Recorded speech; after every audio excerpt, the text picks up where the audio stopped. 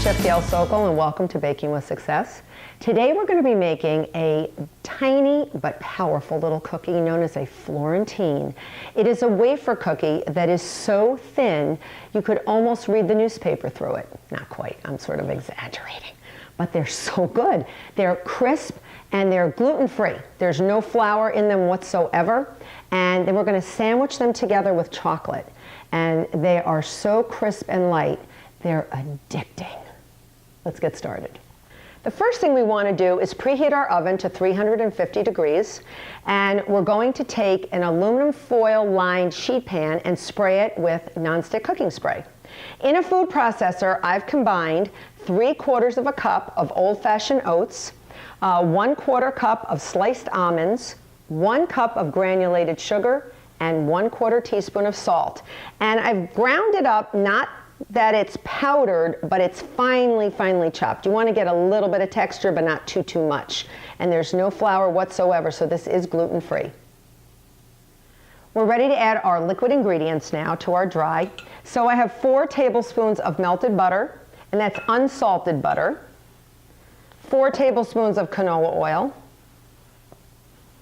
1 whole egg, a teaspoon of vanilla, and a teaspoon of milk.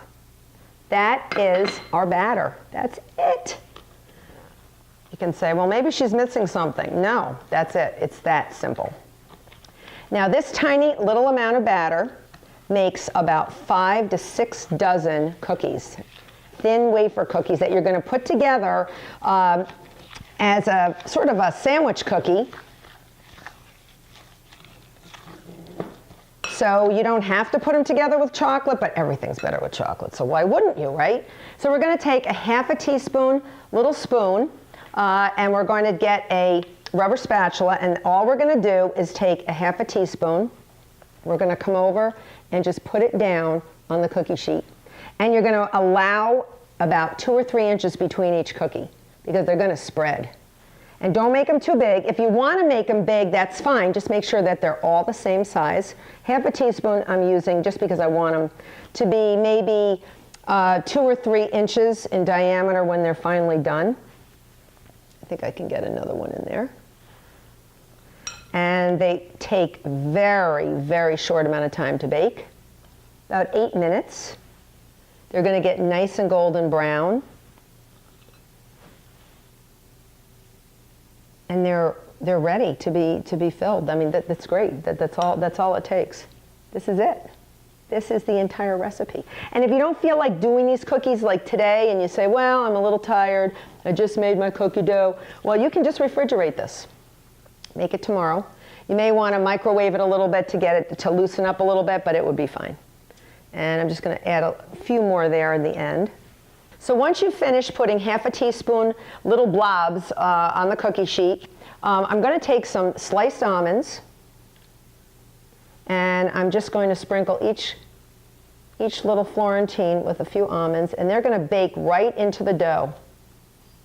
Adds a little extra crunch. And then you're going to put them in the oven for about 8 minutes till they get nice and golden brown, and they'll get very thin right against the tin foil. That's exactly how they should be. So they're going into the oven right now. My Florentines just came out of the oven. I've let them set for about a minute or 2. And I have another sheet pan that's clean, that's lined with wax paper, ready to receive the cooled Florentine. And I'm just going to gently, it's cool enough now that I can sort of touch it. I'm gently going to lift them off, and they will peel off very easily. And you're going to gently take them off and lay them down. But I want to show you how thin they are. Look at how thin. So if you don't handle them very carefully, they will break. And then you will be forced to eat them. Which, there's the worst things in the world, right? So slowly you're going to take them and put them down onto a clean wax paper lined sheet pan. Now these make 5 or 6 dozen. Even though that batter looks like it's almost nothing, it really makes a lot.